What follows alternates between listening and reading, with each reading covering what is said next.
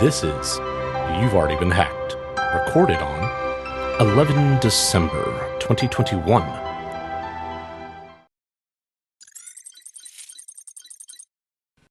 This week, we're going to do a little bit of a flip from what we talked about last week, which was what are the stages of a cyber attack. This week, we're going to talk about something that you can use or your company can use, business, organization, whatever, to help in being able to mitigate a cyber attack. Now, I use the word mitigate because nothing is perfect, and this is not an end-all be-all, and if you determine that I told you this and then it didn't work and all blah, blah, blah, blah, yeah, that's not what I'm saying. Don't take this as gospel. This is simply a guide, and implementation is what it is after that.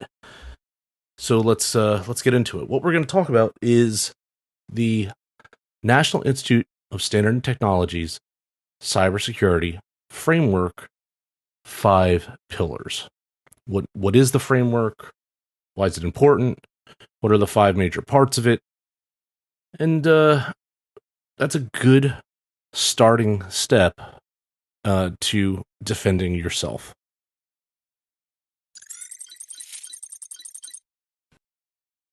So the NIST framework is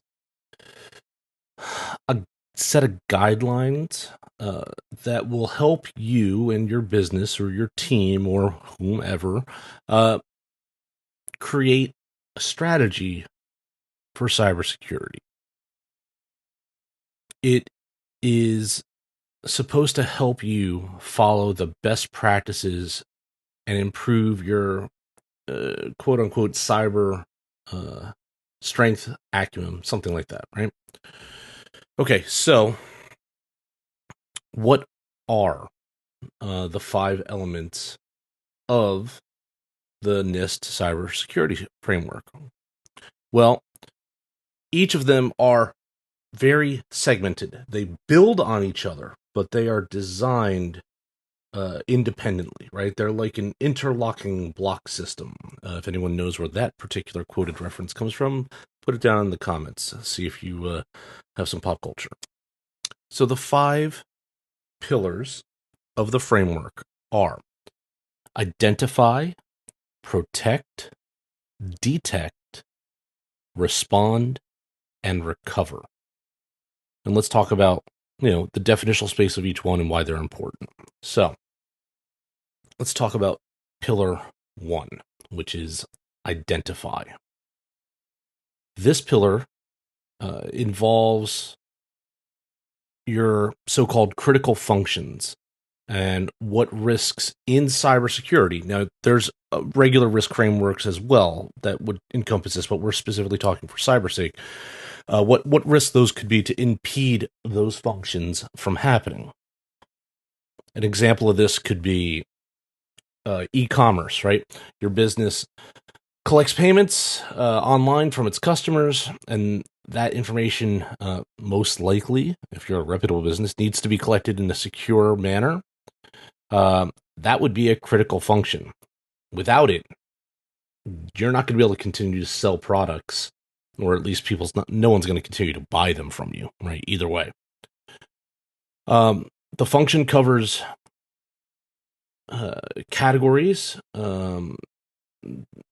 that are different, such as your business environment or what refers to an organization's objectives, your activities, your stakeholders, systems that involve asset management, data, devices, facilities, and let's not forget your employees, all that are needed to achieve your critical functions, right? If you can't operate without something, define that as a critical function and identify that first, right?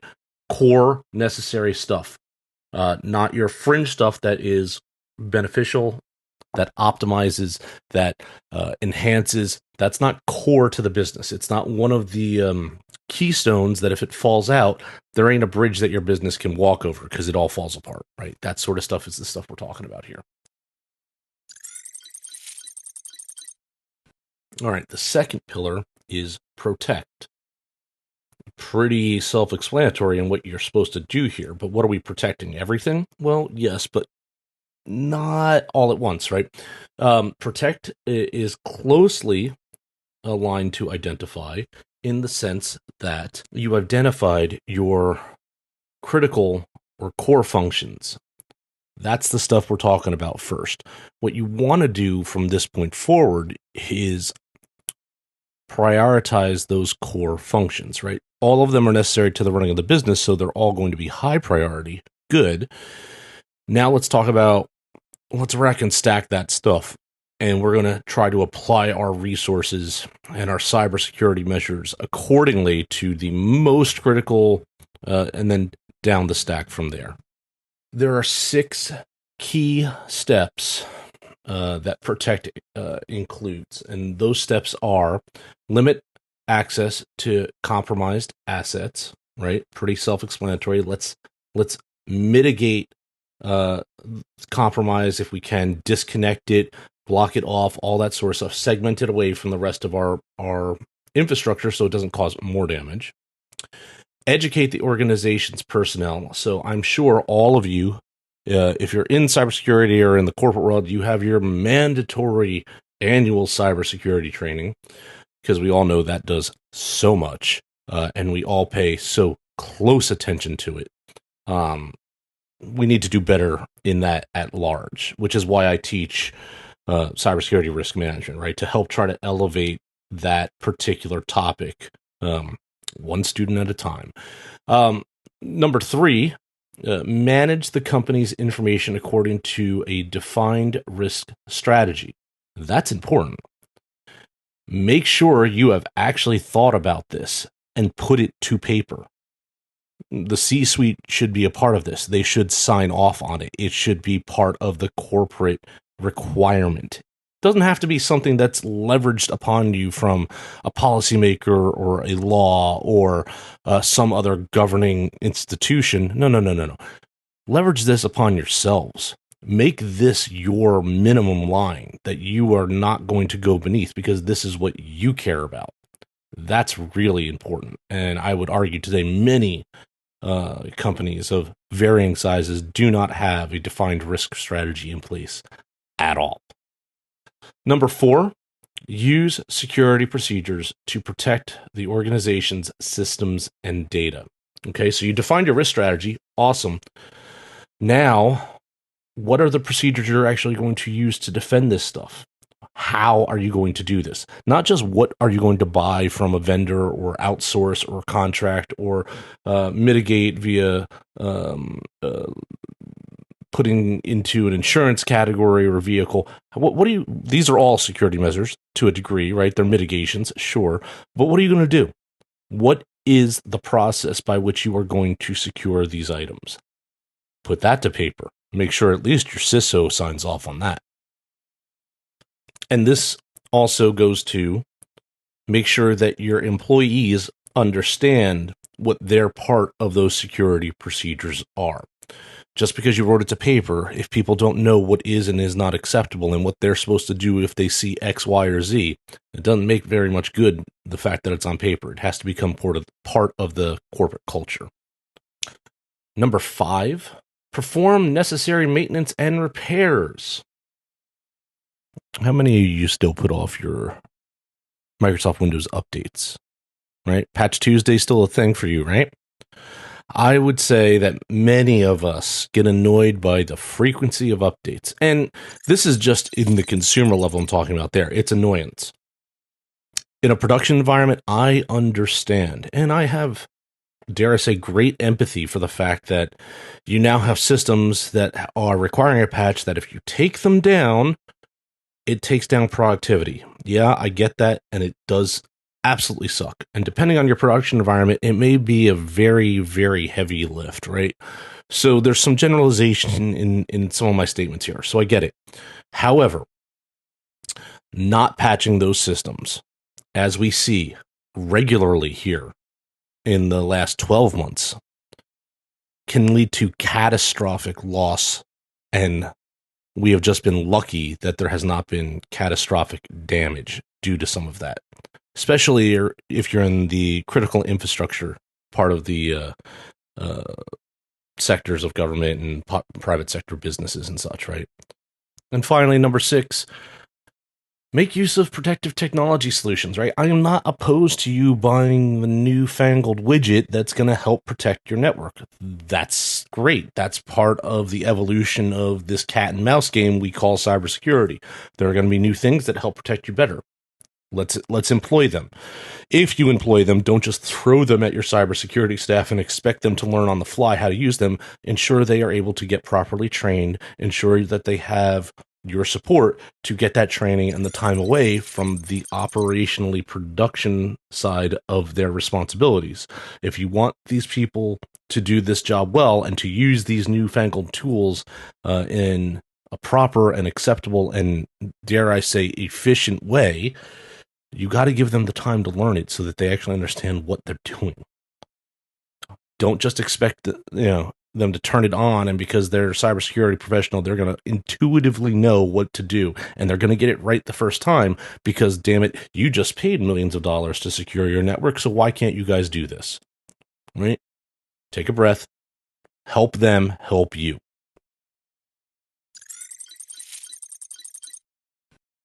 Okay. The next pillar is detect. Also sounds relatively self-explanatory, right? Protect involves creating and defining, usually one or the other comes first, the mechanisms that you're going to need to determine if your network's been compromised. An example of this could be anomalous activity detection on your network, right? Do you know what the noise floor of your network is supposed to be? Do you know what it's supposed to look like? Would you know what to look for in the noise in order to find something that wasn't supposed to be there? Part of your cybersecurity detection should also be for insider threat, right? Is John Smith coming in at midnight when he's not supposed to be?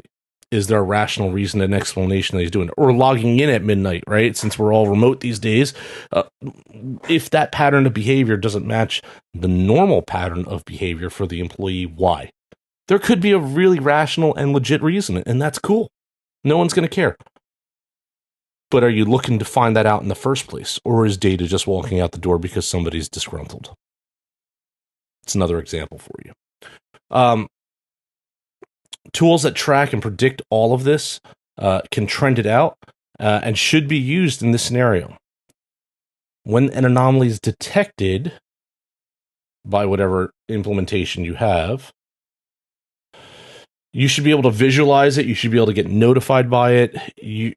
This should not be something that someone has to go and search out and find in order to know it's happening. Now, that's not going to be everything. There's going to be stuff that you're going to not know about. Hey, 0 days are a thing.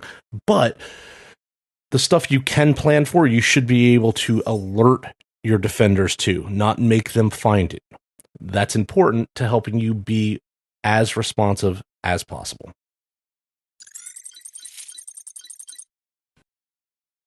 All right, we are at pillar number 4. Pillar 4 is respond. So good job. You've done everything else the other pillars have asked of you. You've done it well. You've done it correctly. You still got pwned. Hey, your network, your system, your computer, your whatever has gotten hacked, okay? So you've detected this anomaly. Now you have to deal with it.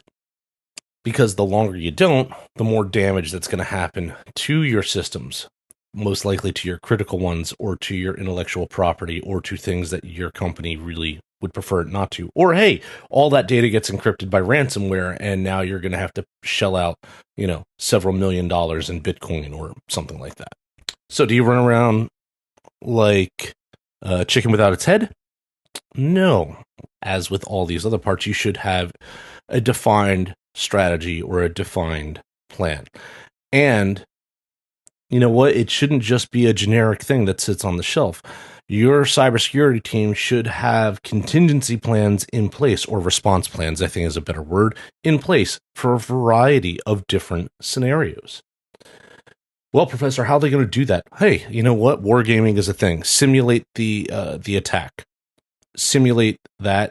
Get the people together to play act it so that they know what their parts are going to be when this event happens, and write it down once you figure that out. You can consult on this too. There are plenty of companies that will come in and help you with all of this sort of stuff. If you don't want to necessarily spend all the time generating it from scratch on your own, great. Get somebody to help. That's good too. But you should know how you're going to respond instead of just going, that's not good. What do we do? And then you figure it out on the fly. Are there going to be some times where that happens? Sure. But I'm willing to bet you could come up with some